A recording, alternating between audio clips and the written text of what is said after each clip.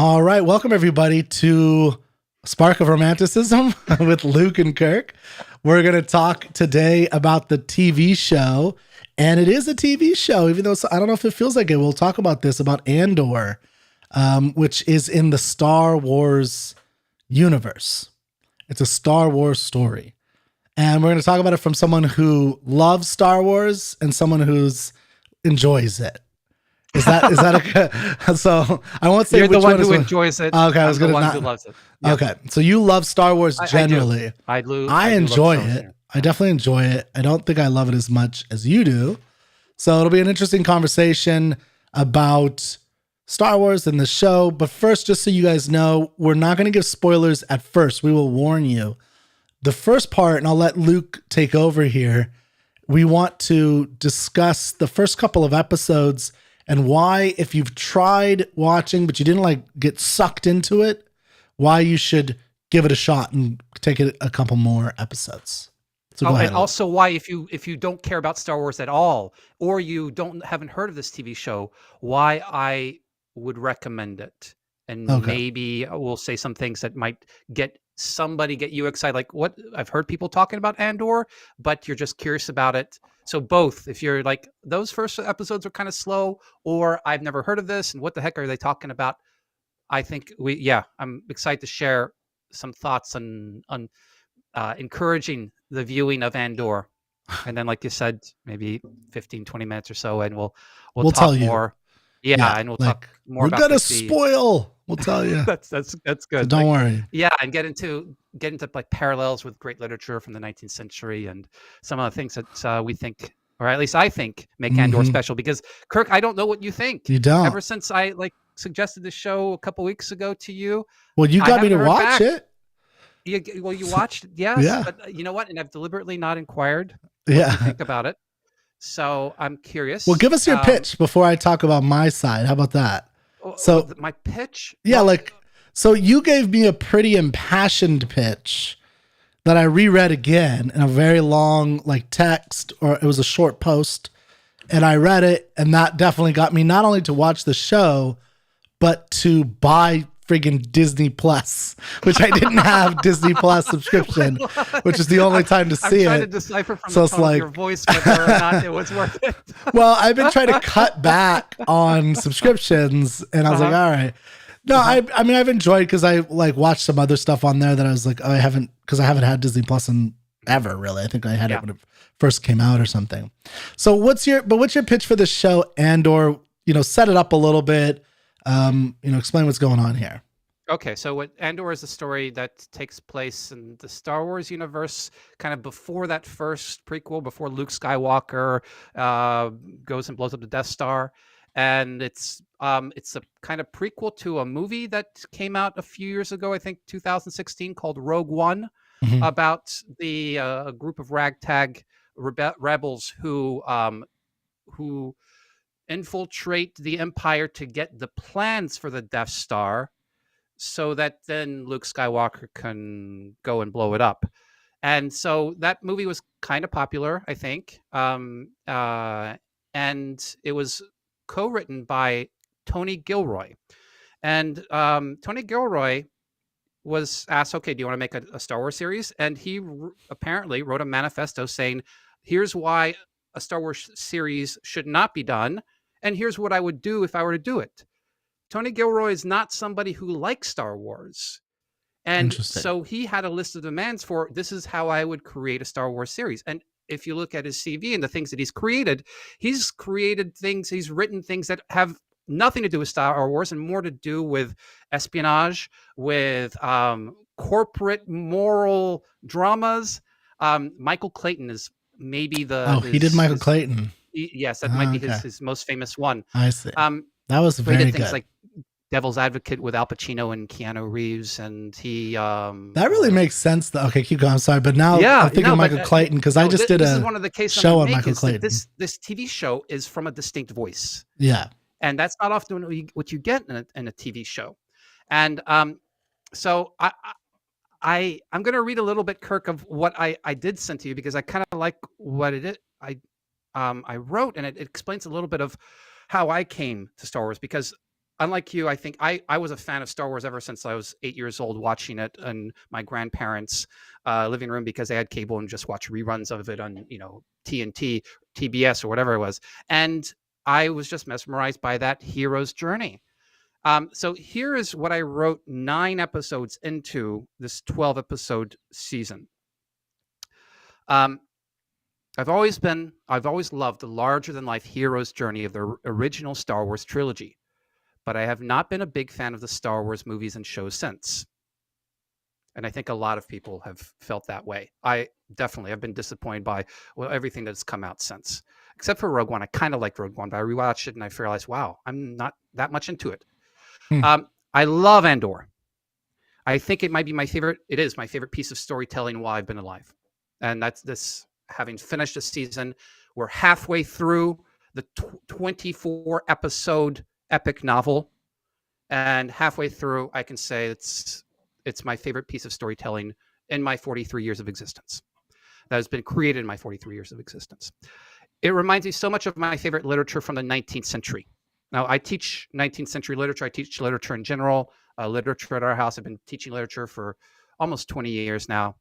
So it makes me think of that favorite 19th century literature, like Victor Hugo novels or Charles Dickens or Ibsen, Dostoevsky. It makes me think of those. All right. So just again, some nitty pickies. One obsessive villain makes me think of the character of Javert from Les Miserables. Another hero, a conniving hero, makes me think of Percy Blakeney from the novel The Scarlet Pimpernel. One intricately dangerous situation makes me think of an Alexander Dumas novel. He did The Three Musketeers. He did The Count of Monte Cristo. And these deceptively tranquil scenes also make me think of Henrik Ibsen plays where little layers of characters are revealed. Now, every line of dialogue oozes with delicious tension. Everything is written not to convey exposition, but to create conflict. And that's one of the really fun things about relishing the show. As you watch these characters talk to each other, they're just in constant conflict with each other. And every seeming resolution that happens leads to an inexorable expansion of the conflict that heightens the stakes. I think my favorite part of this, if there's one thing that I would say this is what I love about the show, it's plot development. The ratcheting up of the logical step-by-step growing conflict is just so organic, so logical, so inevitable, and so dramatic. The story keeps building momentum from the pressure exerted by its passionately driven characters. It's characters and their choices that drive the story. And I'm almost afraid at how intense it's going to get, and it got so intense. And this is not the full climax that we had at the final episode of the season, because it's a whole 24 episode novel. Okay, so there's a little bit more here. I've enjoyed intriguing conflicts and meticulous plot development in many shows like Better Call Saul or Breaking Bad or Game of Thrones or 24 or others that are less known like Dark or Le Bureau. But all of these are set in a gray world of moral ambiguity, not in the Star Wars world of bright idealism and clear good versus evil. Now, that's not to say there isn't ambiguity in the show. There's a lot of it. But it is set in this universe of Darth Vader and Luke Skywalker, though they do not appear at all. Nor do any Jedis, nor does the Force. Spoiler. Oh, You just. Yes. I don't think that. I think that sets expectations, and I think that's probably one of the things that I want to go into sell this show, is it has almost nothing to do with the Star Wars universe. I think that's one reason why it's not done well. Okay, so last word on Andor for my pitch. For me, Andor, there's nothing like Andor in contemporary storytelling. Not in superhero movies, though it's probably the thing they'll be compared to because of Star Wars, and not even in an original Star Wars trilogy. going back to A New Hope, Empire Strikes Back, that first trilogy, it's different than that. If the root, okay, here's the key line. If the roots of Luke Skywalker's story are ancient myths like the Epic of Gilgamesh or the Odyssey or like all those heroes' journey myths, the roots of Cassian Andor's story are 19th century novels, great 19th century novels like Les Miserables, like A Tale of Two Cities. Okay, so that's essentially the pitch I gave to you. Yeah, and it worked. I went and saw it. Okay. By the way, for you guys watching, what do you think? Have you guys seen this yet? So, okay, so the obviously you loved this. This was a big question for me in this, was you associated it very strongly with 19th century literature. Yeah. And, you know, one of the things that crossed my mind was 19th century literature, like the ones that you have mentioned, are so powerful because they created tropes that have been used over and over and over again, because they went into nuanced, you know, they went into the deep psychology of a Javert or a Percy Blakeney, which is the Scarlet Pimpernel, or these other characters. And those were then the linchpins or the starting points of all kinds of pop culture taking them on over and over again. And so, you know, when I was watching it, because I did not have the reaction you did, although I enjoyed it, I saw what you saw, but I was like, well, this has been done a lot, actually. Like these are very standardized tropes in a lot of ways. Now, it's not to say there's nothing good about it, but you know, like the Percy Blakeney character, like you said, is a good character, and the acting was great. And there's a speech I want to read later after we get into spoilers that I think was an incredible speech. And when you mentioned the Michael Clayton thing, if you listen to the opening speech of Michael Clayton, where he talks about germs and dirt and the you know, miasma taking over all of humanity, that is you know, the character, the lawyer who's gone crazy in that story. We think he's gone crazy, or has he? It's a great, well-written speech, and it like is very interesting in the motivation and the theme and the whole thing. And that's, I think, what this speech does as well. And the writing is really good, for sure. But these tropes, I think, are not as profound as I don't see them as profound as you're seeing them. Right, I think so they're good. We'll talk about some of what you mean by the tropes in the spoiler section.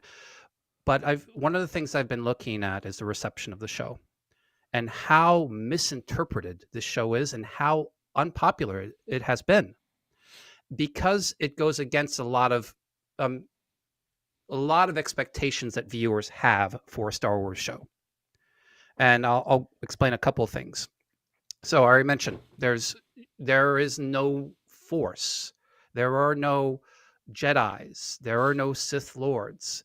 And those expectations are thrown out of are pretty apparent. And people are still watching the show looking for that. As I was listening to podcasts, there was a lot of contemplation.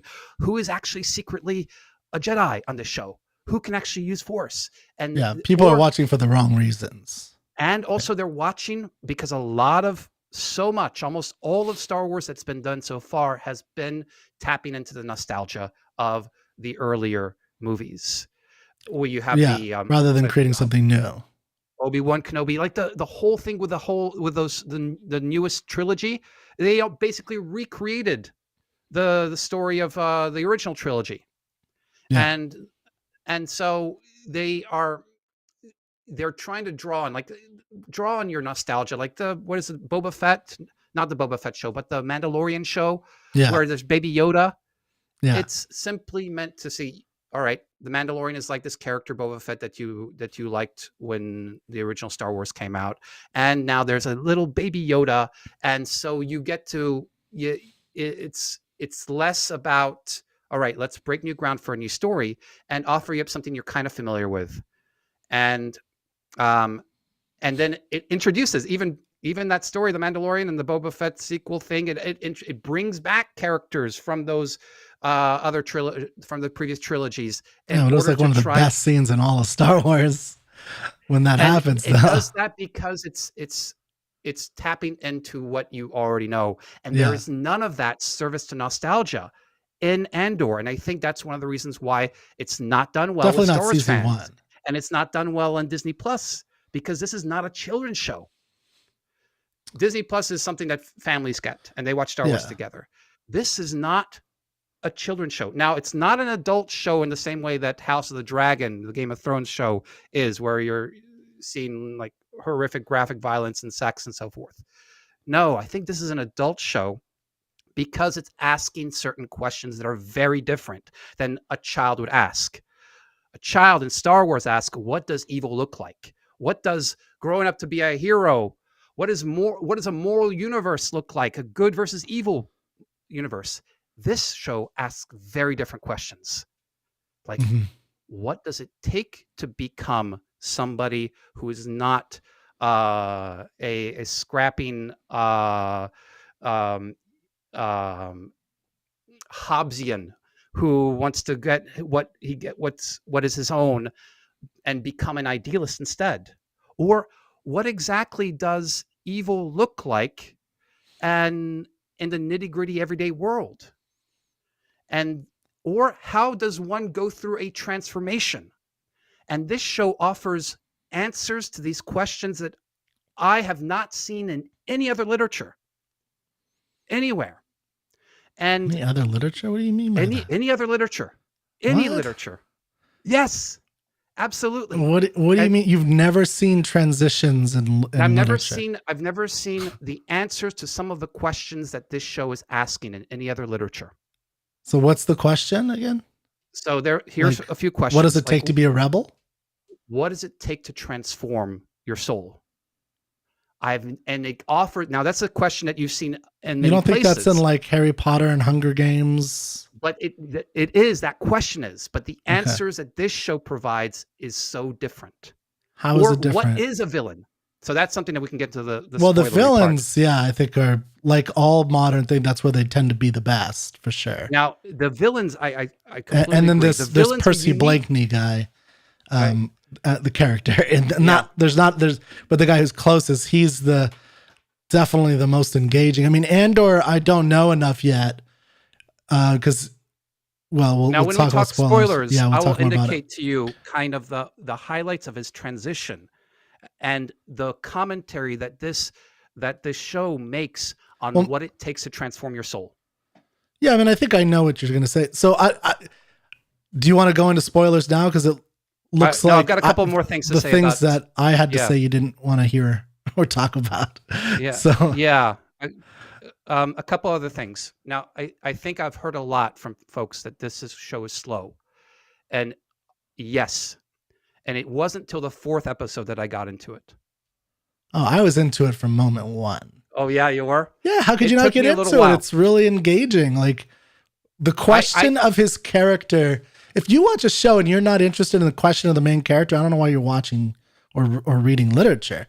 Because the whole issue of like what, so this is the opening scene. This is not a spoiler. Yeah. He comes into this bar to find his sister, who he thinks might be a prostitute there or something. And these two corporate men, or they're like Imperial Order thugs or whatever, chase him down because he gave him a bad look.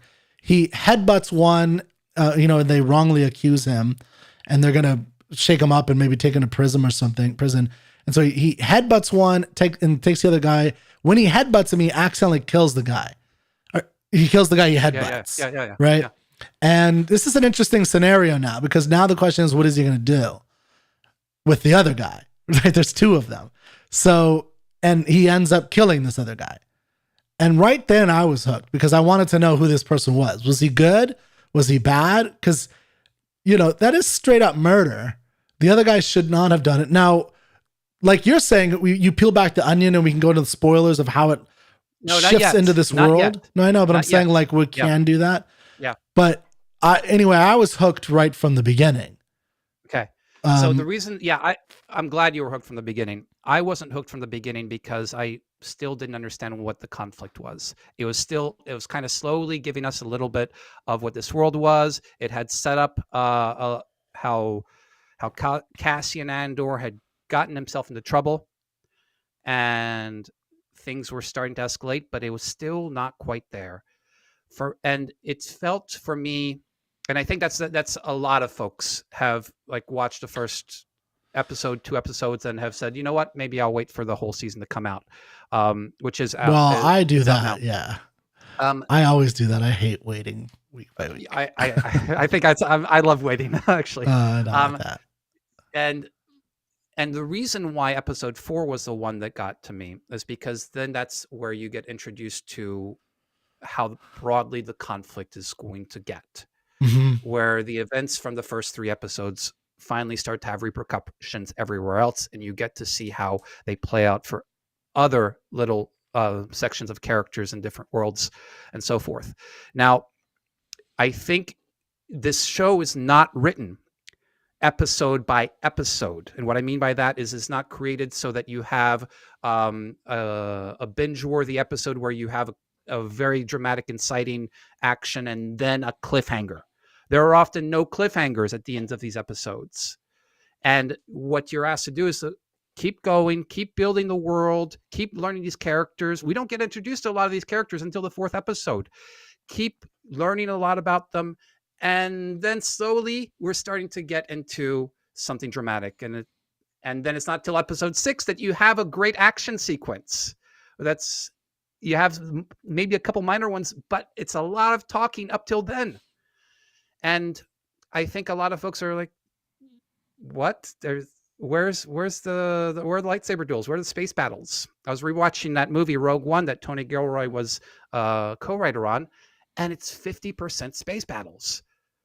And all the character drama, the dialogue is sparse. This show focuses so much more on the character dialogue and drama. So I think that's one big reason folks find it slow. Now, when I'm teaching literature, I use this analogy to give students a heads up of how challenging the introduction of a new story is. And if anybody's read great literature from the 19th century, you can maybe have this this feeling as well, that at first, with all the setup that goes on, it feels like you're on a roller coaster that's not moving except going slowly upwards. And I tell my students, we're going to be going slowly upwards, but we're building. And we're building momentum, and we're going to a height at which point the drama is going to start to flow. And I didn't really hear people start talking about this TV show until episode 6, where it just took a real nosedive on that theme park ride, on that roller coaster, and then it started up a new height. But there's a lot of buildup, because it's not treating each episode as something that has to be exciting in and of itself. It's looking at a 24-episode novel.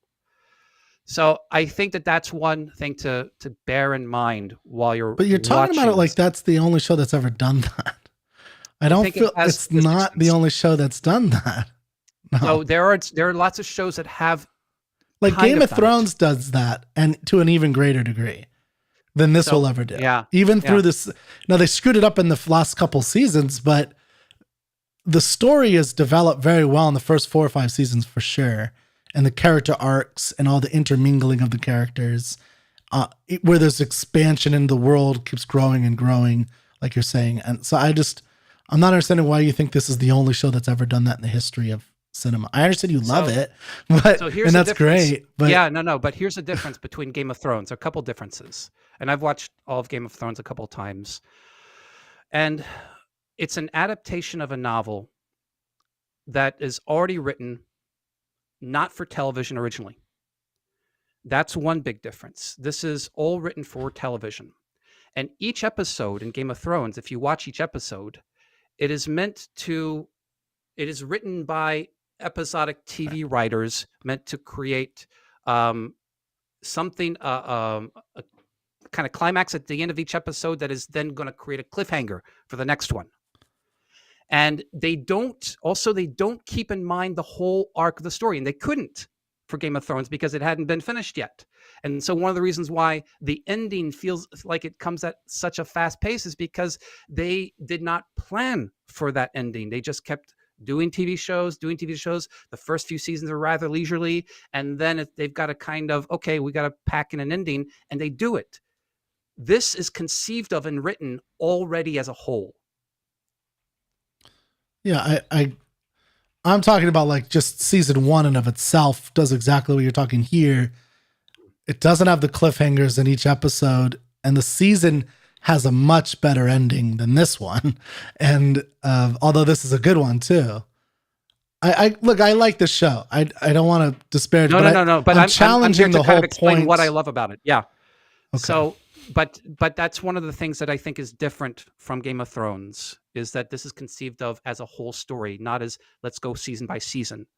I love Mad Men as another show where it feels novelistic, but also that one, it's conceived of as season by season. In fact, the creator Matthew Weiner wanted to end it, I think, after season 5, and they said, "Can you do another season?" And it said, "All right, let me do another season," and added more story. Tony Gilroy just signed up for. I'm creating a 24 episode story novel, and he thinks of it as a novel. Okay, you want to get into some spoilers? Sure.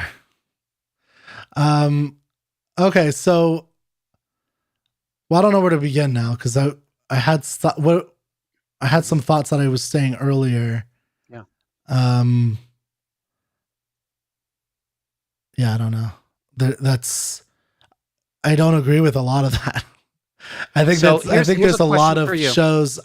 I mean, I'd have to go through it, but there's a lot of shows. Like there's shows that I saw, like Stranger Things. They even say like book 1, like chapter 1, chapter 2, chapter 3. This is something that's done a lot. It's done a lot since streaming, where they write all of these out. Even the TV show I was telling you about, Wednesday, was written, planned out ahead of time before they shot anything. Each season is. Yeah. And that's the difference. That's not a difference. No, just because it's 2. You don't think that Game of Thrones, they had season 2 in mind? No, especially 2, 3, and 4. They do have season 2 in mind, but they don't have the whole of the story in mind. Yeah, they did, because they had the books. The books were there. The books no, were. No, they didn't have the last book for those first 5 books. They had 3 or 4 books there, which was a crap load of stuff. No, I'm not. Okay, we can maybe shelve this discussion, but what I'm saying is that this whole story, there is not going to be a season 3 of Andor. I know. It's going to end with Rogue One. That's it. Yeah. It's too. That's the point I'm making here. It's created as a novel. No, I like that whole novelistic approach. I've been arguing that for years since streaming has really gotten big. I've been saying that I've seen this happening more and more, and I love that. But I'm saying this is something that happens all the time. It has not happened before. It has. Not in this way. Yes. Not Stranger Things. Every year is a negotiation for a new season. They don't have it all planned out from beginning to end. I understand that. No, I know. Have that, and that's what they do have for Andor. So I'm curious. Can we talk about maybe some of your favorite parts of Andor? Maybe some of the surprising parts. I don't remember what I was going to say anymore, because you got me on this whole thing, and my mind is going in all these shows. You have to start me now. Go for it. So, some of the things that I found especially surprising are the ways in which it challenges your expectations for what's to come. It sets up one thing and then completely changes it, and it makes even more sense when it completely changes it. So that's one of the things that I think is particularly brilliant about this writing. I remember towards the end where everybody was really disappointed that they didn't see, after was episode 11. So now we're getting to the spoilers here, where we off screen, Cassian Andor's mother dies. And the whole dilemma was, why didn't you show her death? And this is the person who's most meaningful, and Cassian isn't even there, and we don't even see her die. But that is held back to make it even more dramatic for when we see that funerary scene, when she comes up as a hologram, and after death, rouses everybody. And there are a lot of choices like that that are trying to challenge the thoughts or the expectations of the audience about what is to come. Mhm. One of the character that you like, Cyril Karn, the Javert-like character, like the young Javert. A That's not lot who of I was thoughts. talking about. I was talking about the Percy Blakeney guy. Oh no! Oh, I know The you're talking. You Scarlet like Pimpernel. him. You like him, but also you said Well, that I the thought he did a villains good are better. job. He's not. Yeah, He's a complex character. yeah. Oh, spoilers for Scarlet Pimpernel, I guess. Um, so I know you like that character. I 150 years old. loved the villains, Cyril Karn and Deidre Miro. Those Yeah, two characters, sure. because they are characters that are driven by their what is good about them, by their idealism. And so there's a commentary that's being made in the show about what is idealism. These characters have this desire to propel law and order. They're like a cop that sees Cassian Andor and says, this individual is a menace to society. There's often in Star Wars, like the Emperor says something like, the Death Star is going to make sure that we have peace in the solar system. And it's really kind of Orwellian, peace because we have this great weapon. But Cyril and Deidre are both really trying hard to preserve what they think is actually something good. And you're expecting a little bit, because of this idealism that Cyril has at the beginning, you're expecting him to be a good guy in the end. I saw a lot of discourse about how this character might turn out to be good because he has such idealism. And no. Or these characters are set up to have conflicts with characters that you don't like Deidre and those bootlicking other ISB agents who are trying to move up in their career. She is really trying hard to do well at her job, and she's got these ideas, but it's others who are like trying to put her down. Don't go up too far that ladder. And we're rooting for her. Or Cyril with his mom. You're rooting for her? I'm rooting for her. I'm like, get that rebellion. And Cyril and his mom. How? You know what it reminded me of? How are you rooting for her? In the context of her conflict, I see where she's coming from, and I think of her as somebody who's really capable and surrounded by morons. But in a similar way, Kirk, in a similar way, I don't understand where this is coming from. Cyril Karn with his mom, who's also somebody who's like constantly trying to get him to move up in his career. Like, have you called Uncle Harlow yet? Come on, call him up. Get yourself a career that you're good at. I mean, were these your real emotions that you were feeling? Yes, absolutely. That's Absolutely. crazy. I was kind of rooting for her, and I was rooting for Cyril because she's so ugly and like uptight, and like her acting is like bitter and distasteful and disdainful. How could you like that person even a little bit? I was instantly. I sympathized with her, and there was a deeper drawing of her than other Star Wars characters. But from moment one, her creased, tight lips, her darkened eyes, or the the shades going over her eye, like the way they lit her, and I didn't say I want to make out with her. No, but I'm saying I said I sympathize with her. Well, so I could sympathize, but you were talking about like. I was root for her. Yes. Root for her. How could you root for that evil woman? She's obviously disgusting. Why? I didn't think of her as disgusting in those moments. I thought of her as being surrounded by morons. And she was surrounded by morons.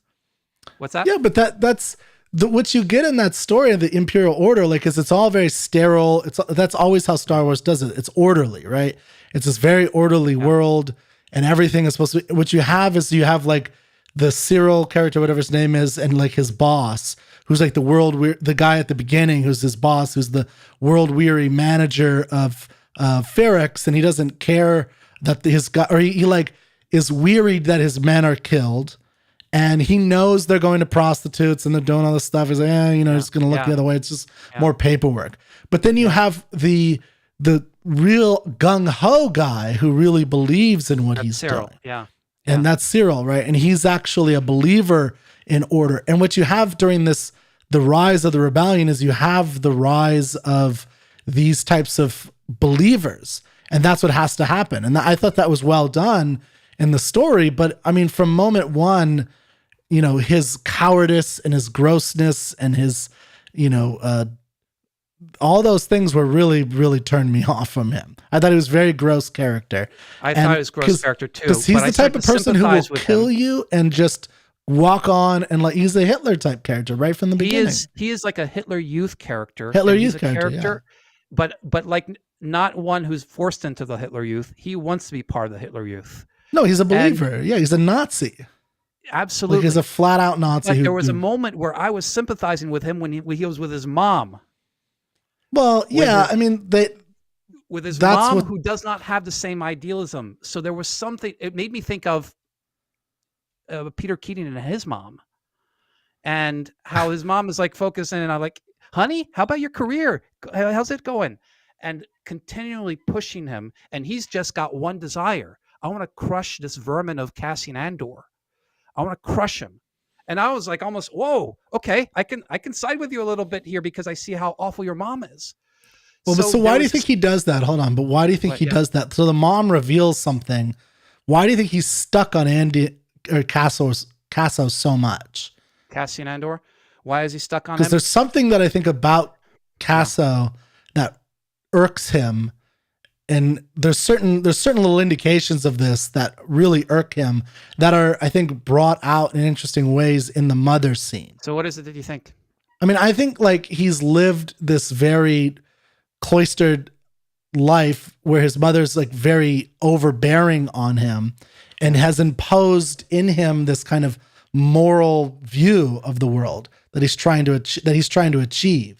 And this like, wait, his mom is the one who's imposed this moral view? Yeah. Like I think of her as like the way she guilt trips him all the time, the way like she wants him to be ambitious for sure. That's right. Yes. Career ambition for sure. Career ambition, not the idealism that he has.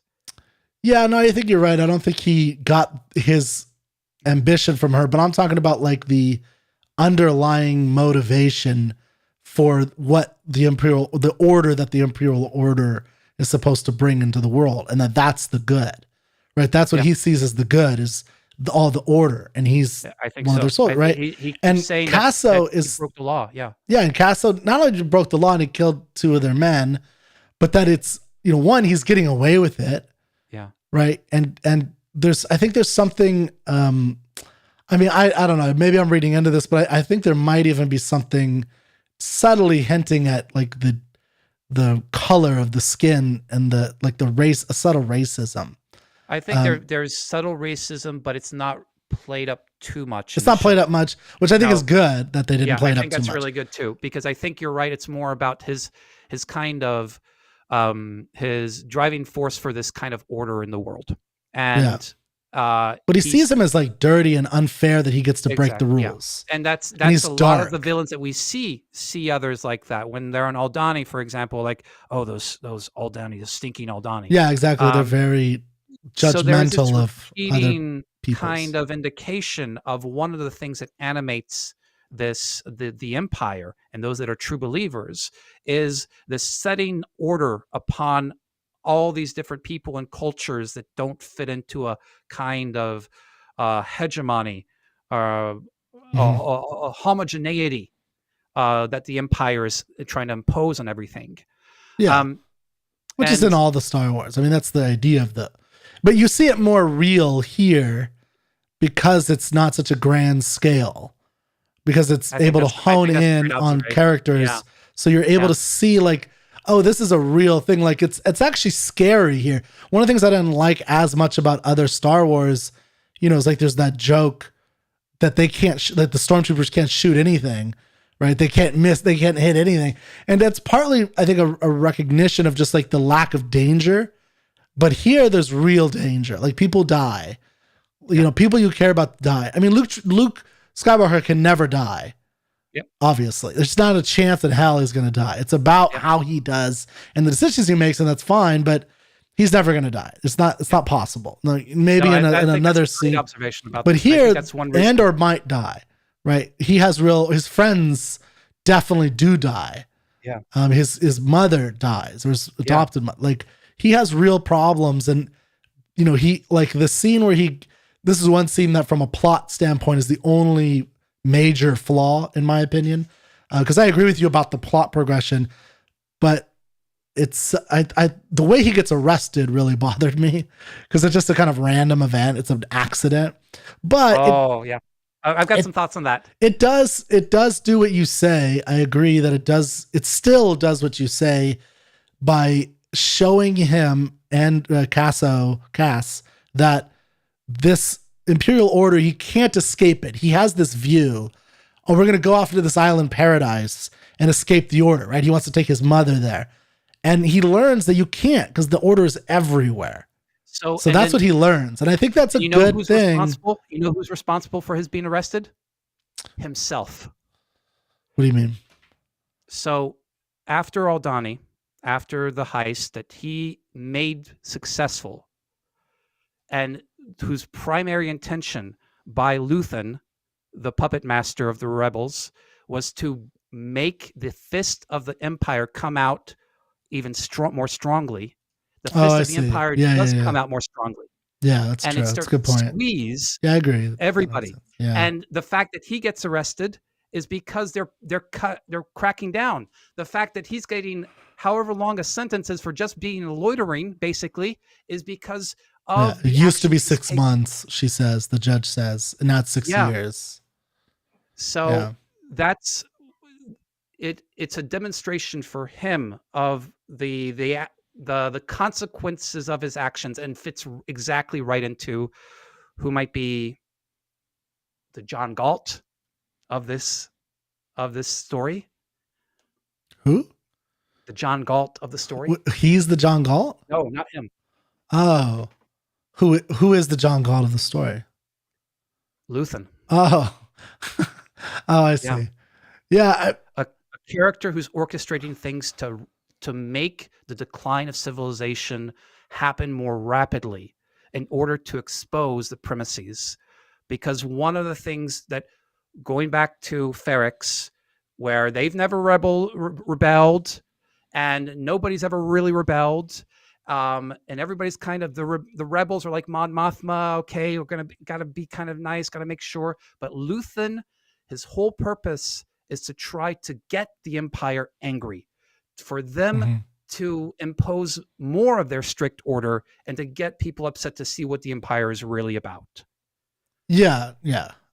And he tries to have them show their hand and be so brutal that people have to stand up. Exactly. So that what we have at the climax of the story, at the very end, where Ferrix and everybody rebels in Ferrix, is because of what Luthen has initiated with the Aldhani raid. With Luthen has so it all starts with the Aldhani raid. He scouts out Andor because he thinks he will be a good addition. Yeah. Now he claims that he thinks Andor will be he thinks he's a good person who might actually be a believer. But it's unclear until the very end if he really believes that, I think, because he eventually, I think it's only like episode 5 or 6, he puts a kill order on Cass. Yeah, after the Aldhani raid. Because he wants to keep his secret identity secret. Exactly. And so he thinks that he can't trust this person, so he kills him. Because this person is not a true believer. Yeah, because he's not a true believer. Cassian Andor is not a true believer. He is a mercenary. Yeah. Cassian has, in that, I'm not a big fan of the like flashback scenes. In the first 3 episodes, one of the things I wasn't much into were like the flashbacks to his childhood, but we do get a sense of his anger towards the Empire. And a lot of storytelling would make those flashbacks the core reason for why he's become what he's become. And in this story, it's not. It's just to show the bond with his mom and the anger he has, but not the fact that he wants they to do a much better job with the flashbacks, because it's not, like, oh, you had your mother was murdered, so you're now this singular character on the singular journey of like, you have to get revenge. It's much more complex. Like, he believes he can escape the order. Like, he believes that. He believes he can escape on it. some Primary and there's goal, nothing you could do about it. He believes there's nothing you could do about the right. order. You can't do anything. Like, you can it's be just- angry at it, but you can't do anything about it. Yeah. So his whole reason for helping out in the Aldani raid is to make 200,000 just to make the money. Yeah. And he's honorable, which I thought was a cool move on his part. But he, ultimately doesn't believe it. Yeah. Yeah. I mean, And so this is, remember at the beginning of the show, I said, this show poses a question and poses questions that I have not seen answered in the way that Andor is answering them. And one of the main ones has to do with that character development for Cassian. How do you go from somebody who doesn't care or doesn't want any part of a rebellion? How do you go from that to somebody who is then willing to die for it? And the first step. So here's how it answers it. Okay. The first thing is he sees who he is in the character of Skeen. Which one is that? Skeen is the one that comes to Andor after the raid is over and says, "Hey, buddy, let's take all these 80 million credits Oh, okay. Yeah. out. 80 million. Yeah. Let's take everything and hide out." And Andor asks him, "So you're not for the rebellion?" And he says, "I am for rebellion, but I'm number one on the list. I'm going to climb over bodies if I have to." Well, he says he's a rebellion of like him against the world. Exactly. That's what he says. Exactly. Yeah. So, and he also says in an earlier episode, it's that character who says everyone's fighting their own rebellion. Yeah. Right. Everyone has their own rebellion. Everyone has their own rebellion, which is kind of true. They have their own motivations for Thank doing you, it. Enric. By the way, we have a comment. Yeah. He says the problem I have with seeing him, that one character as Galt, is that Galt would not destroy his values, which is true. Well, he kind of destroys the values in the world, right? In the practical world, Galt does destroy his invention, and he doesn't destroy it totally, but he takes it away from the world. So it's a kind of destruction to the world. Yeah, and maybe we can mention that when you bring up Luthen's speech. But I just want to go through kind of their 3 points of progression, I think, for Andor. The first one is when he sees Skeen as himself, and he kills Skeen when he realizes that Skeen wants to run away with the loot. And he kills him not because he's a rebel, but because he's scared of what he's seen, because he's capable. He was capable of doing that. He was capable of leaving Luthen when Luthen gave him that precious metal worth 50,000 credits. Mm-hmm. And so he doesn't want to be that person. He's more honorable. Then the second point comes in the prison rebellion. Yeah, for sure. And that's when he starts, it's kind of a microcosm of a rebellion. And he starts to see the necessity of fighting back. When everybody's realizing that the prison is not something that you can leave from, that the sentences are forever, that everybody is going to be put back into the system. So I think it's more than he sees the need to fight back. He sees the need to connect with others to fight back. So part of the whole issue with this whole rebellion at this point in the story is that you have all these disparate people with disparate motivations for why they're doing what they're doing. And part of what happens in that sequence is they all start having one unified thing, which is to escape, but it's based on the evil of the order when they realize when the manager guy, Gollum, played by Gollum, when he realizes that they are just cycling people back in to just do this forever and there's no escape. And because again, the idea is that you have hope otherwise, because he's constantly saying, I have 245 days left. Yep. I have 200 days left, right? I'm not going to screw this up. I got 180 days. So you have this hope. And once that hope is taken away, then it's like there's only one thing left. And this is one of my problems, by the way, with Star Wars overall. It's like I don't think they fight for serious values much. Like they fight for too abstract of an idea for me of this, freedom as such. Like that, I don't, like I think people fight for freedom, but they have to have real understanding of what that looks like to them. Now in this, because like obviously like the Imperial Order, all they have to do then, if this is all there is to it, is like stop not giving people any hope. Like give them a little hope, and that's all you got to do, and then they don't need freedom, right? It's not the same thing as like if you study the American Revolution and what this guy did and what these guys did. It's a lot different. And that's one of the things that was like why I think the original movies worked as like this grand hero journey. This one is a little bit like, well, okay, it's good. I enjoyed it, but not what you're enjoying. I don't think it's a hero's journey at all. This isn't. This is not. This is not a hero's journey. Yeah. This is. You remember in the original Star Wars A New Hope, where you have Luke Skywalker and then you have Han Solo, who kind of like, oh, that's, what, let me just take the money and run, and then suddenly does an about face and then comes and saves Luke's butt with right as they're going through the Death Star run. There's a sudden transition there for Han Solo from rascal to somebody who's going to believe in the cause. Yeah. This is great. The show of Han Solo, of how he does this meticulously over 24 episodes and not off screen in a split instant. This is a show of I like that. Somebody who does that. Yeah.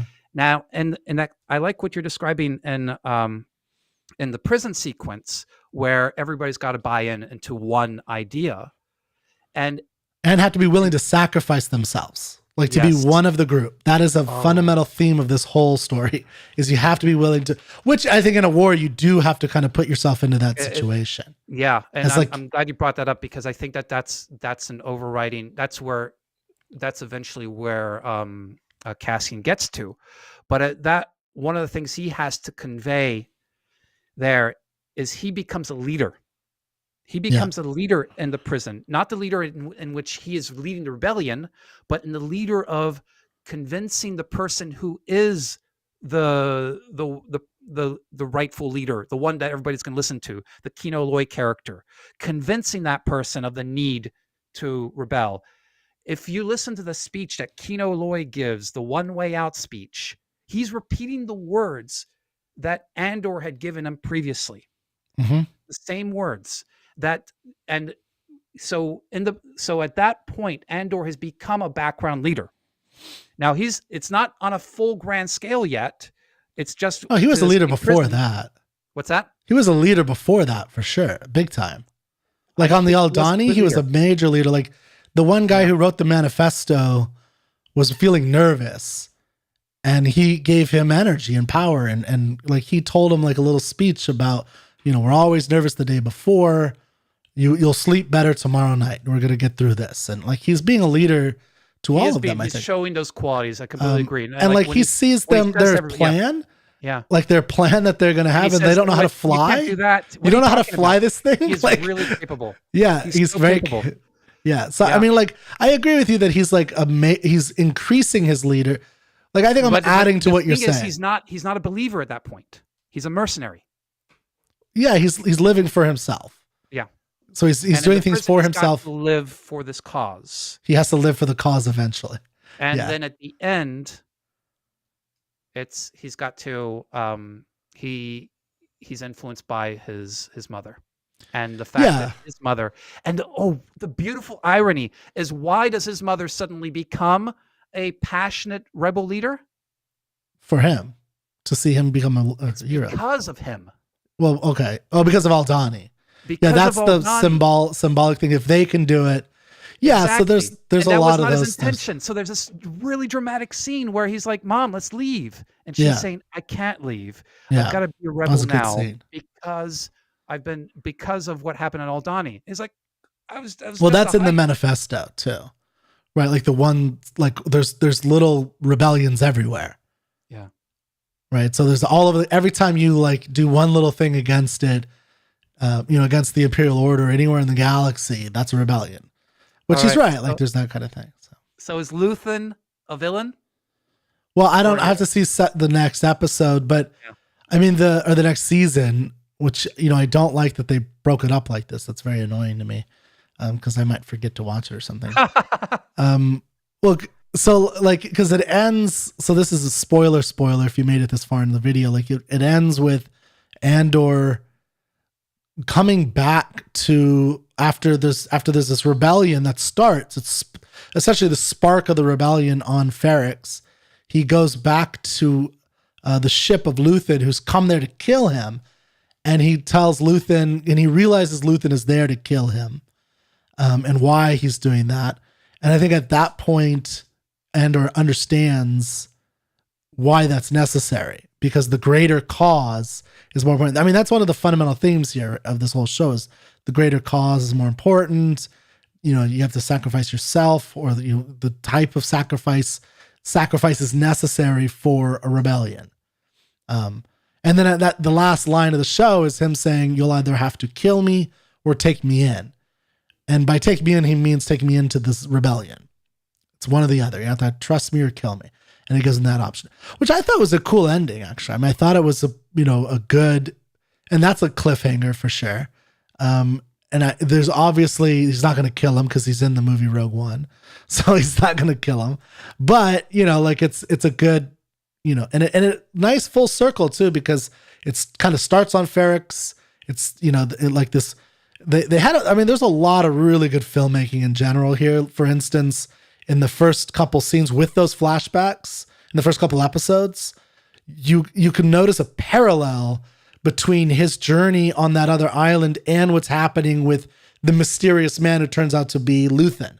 Yep. It's like when he's a kid, he's kind of kidnapped, or like not really kidnapped, but saved, yep, and whisked off to this wider world by this woman, Clem, or not Clem. What's her name? Clem is the husband. Marvin, yeah.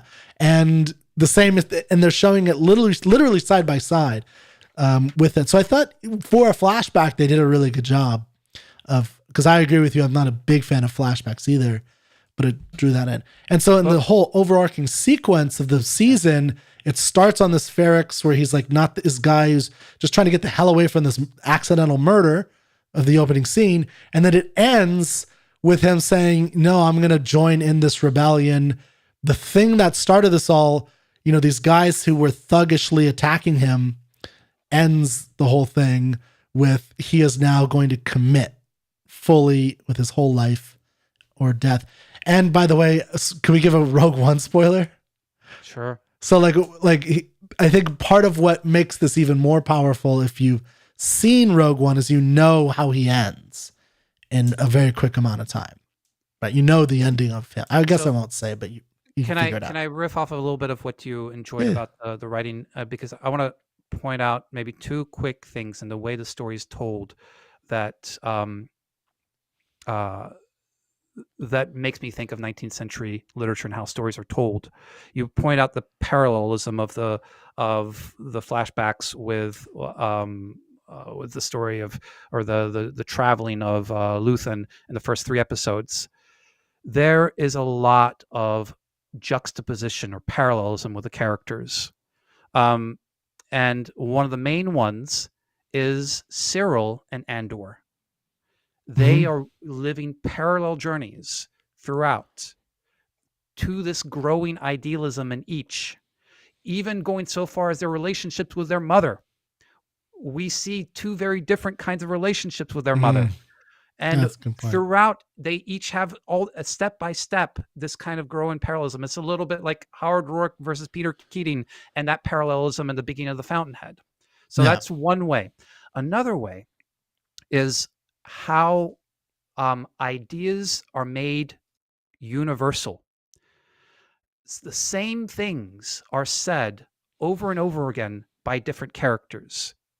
So I talked a little bit before about how I think the villains, Deidre and Cyril, are idealists. They use a concept. Deidre uses a concept that Nemec uses in his manifesto that's revealed at the end. The last word Nemec uses when he's talking about, okay, here's what you need to do in order to rebel. Try. Yeah. when Deidre gives her speech to to Bix when she's about to torture in one of the most horrific torture scenes, maybe the most horrific torture scene I've ever seen, and that's when I started to really, wow, that's a villain. But she says, she was a good villain. Yeah. I am different. I am different from all the other agents. And you know why? Because I try. That's one instance. Now there's another instance. I think that's to show that the interest and the kind of all this, the idealism of all these characters, and that importance of this idealism. The other big instance, which captures a lot of how you change and how you become somebody new, is an idea that's planted in by a secondary character with Vel and Cinta.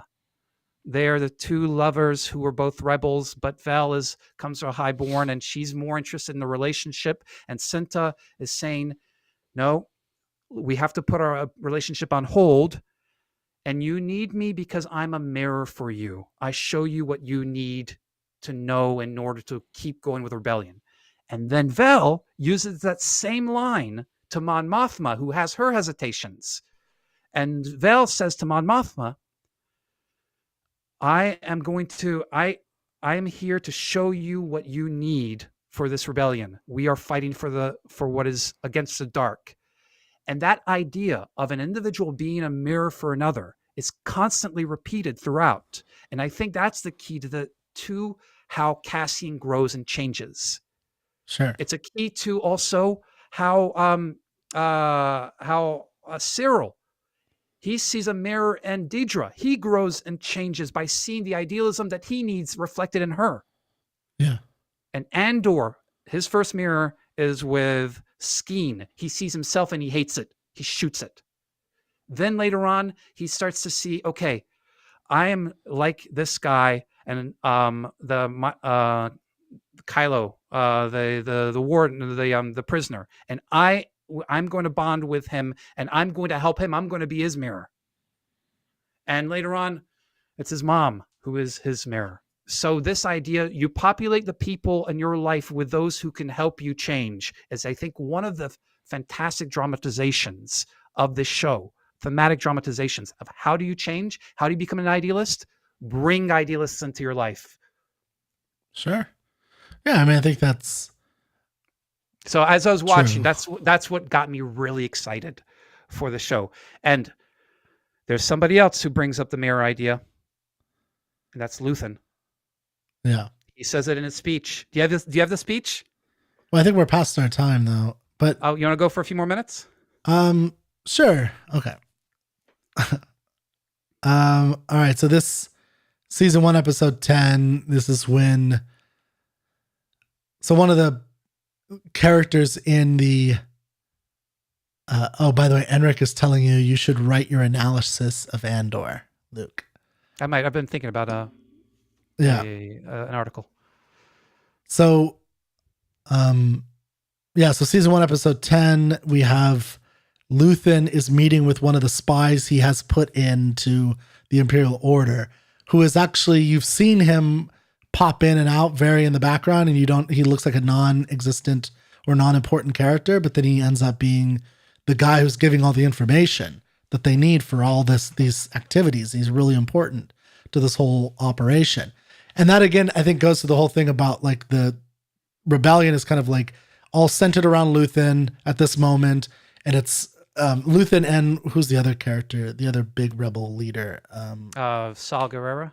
Yeah, saw that. And like, I think there too, and there's a couple of these guys around, and they're all just disparate leaders at this point. So there's not a unified front. And the guy in the Imperial Order who's a spy wants to get out because it's getting too dangerous. They're starting to come on to him.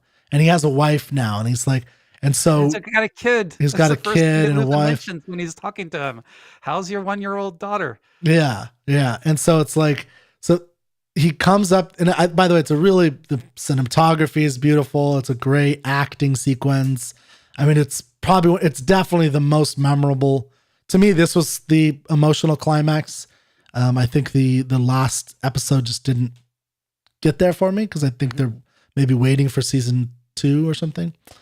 But So here's the speech. It's very short, actually. So when the setup is the spy, what's the spy's name? Lonnie. When Lonnie the spy says to Luthen, what have you given up? Yeah, right? Because what have you sacrificed? Because he's being asked to sacrifice to keep going in here and possibly sacrifice his kid. So he asked Luthen, what did you sacrifice? And here's what he said. He says, calm, kindness, kinship, love. I've given up all chance at inner peace. I've made my mind a sunless space. I share my dreams with ghosts. I wake up every day to an equation I wrote 15 years ago, from which there's only one conclusion. I'm damned for what I do. My anger, my ego, my unwillingness to yield, my eagerness to fight, they've set me on a path from which there is no escape.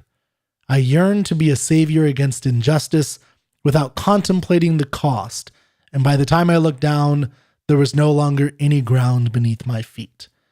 What is my sacrifice? I'm condemned to use the tools of my enemy to defeat them. I burn my decency for someone else's future. I burn my life to make a sunrise that I know I'll never see. No, the ego that started this fight will never have a mirror or an audience or the light of gratitude. So what do I sacrifice? Everything. I thought that was just a well-written, amazing speech. And his character is a very interesting character because the thing about the Percy Blakeney trope, which is a trope, it's the Batman, Superman, every one. Anytime you see a guy who has got a dual ego, that all goes back to Pimpernel, essentially, where you have the foppish guy. And that's what this is. He has the foppish thing. He has the foppish attitude of he's this antique dealer. But in a lot of those, you often see, and it's often about the sacrifice. That's always the question for all of them. What does Iron Man give up? Like the Batman Begins, and that whole series is about all the sacrifices he has to give. Yeah.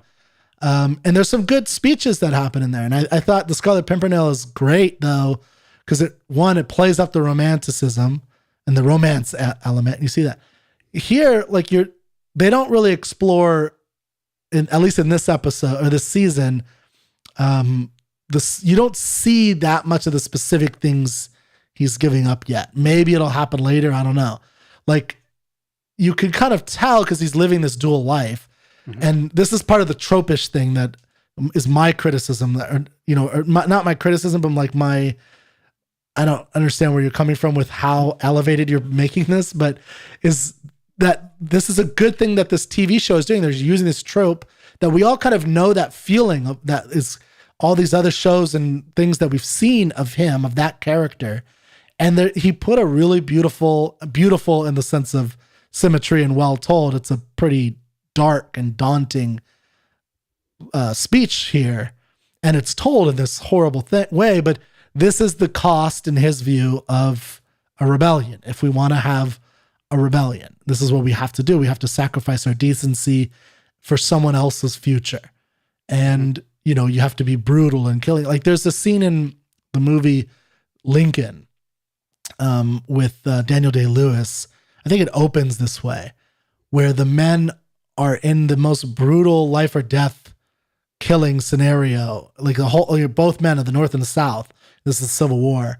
And they're just like, there's one guy, he's just like shoving this guy down. Like there's fighting all around. There's one guy, I just remember he's like shoving his head into the mud, trying to kill him. And it's just brutal. And you hear this about, the kind of killing and brutality that men have had to do so that we today could have freedom.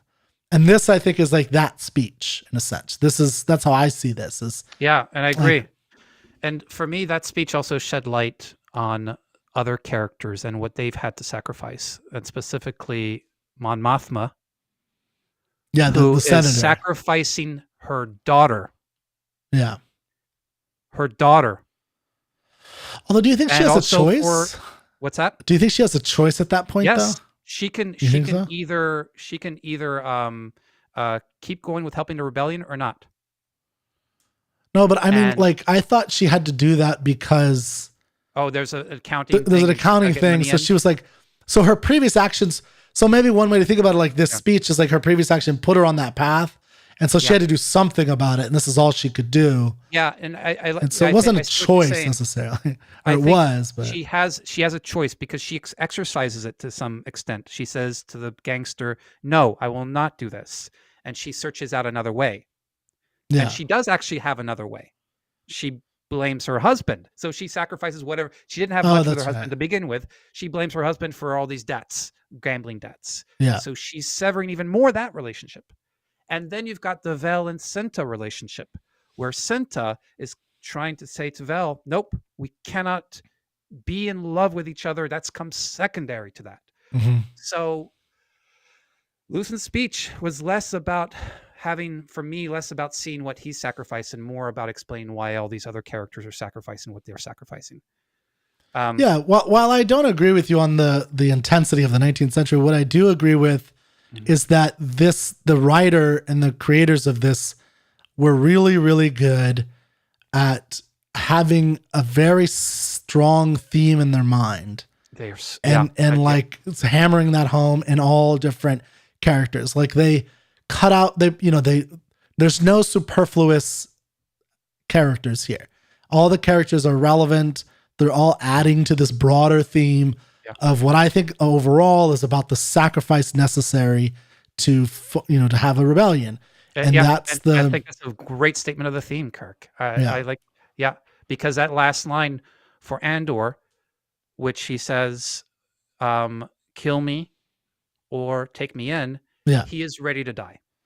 Yeah, he's ready to give up everything that attaches him to this world. Yeah, well, he has his girlfriend. He has his ex-girlfriend. So, but he lost some things.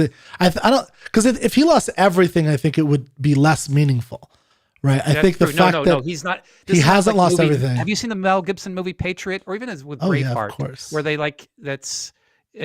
both of those characters, their families killed or whatever it is, and only one son is killed, and one son is killed in Patriot. He still has a family. Okay. But yeah, in Braveheart, his love is killed, and that's. But yeah, I mean, that's a whole other. I understand what you're saying there, but I just think that, if Andor he rescues his ex-girlfriend. And he has all his friends, I think, still there that are rebelling. He grew up on Ferrix. Oh, man. I think